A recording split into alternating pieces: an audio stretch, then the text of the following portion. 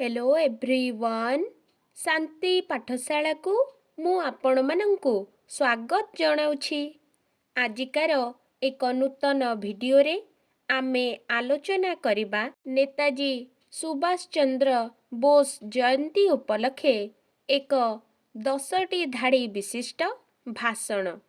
भिडियोटी को आरंभ करिबा पूर्वरु चैनल को सब्सक्राइब करिनियंतु एवं पाखरे थिबा बेल आइकनटी को मध्य प्रेस करिदियंतु। चालंतु आरंभ करिबा। सम्मान्य सभापति महोदय, पूज्य गुरुजी गुरुमा, मंचासीन अतिथि गण, एठारे उपस्थित समस्त सभा सद्गण एवं मोर छोट बड़ भाई ओ भौणी माने, आजी आमे एठारे काहींकी उपस्थित ताहा समस्तंकु ऊणा अधिके जणा। आजी हेउछि नेताजी सुभाष चंद्र बोसଙ୍କ जन्म दिवस। 1 नंबर, प्रति वर्ष जानुआरी मास 23 तारिख को नेताजी जयंती रूपे पालन करा जाए। 2 नंबर, सुभाष चंद्र बोस 1893 मसीहा जानुआरी 23 तारिख रे कटक सहरर ओडिया बजार रे जन्मग्रहण करिथिले।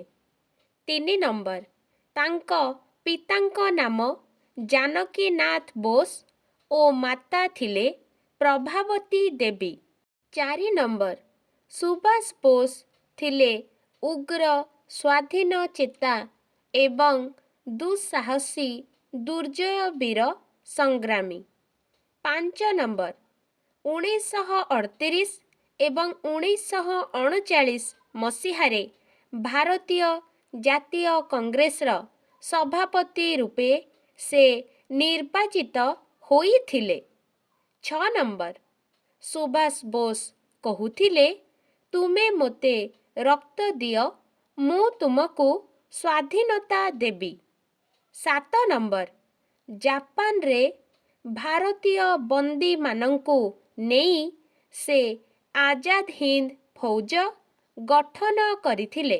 8 नंबर, देश प्रेमी स्वाधीन चेता Subhash Bose Indian civil service भली चाकिरी को त्याग करी स्वाधीनता संग्राम रे जोगो देइथिले।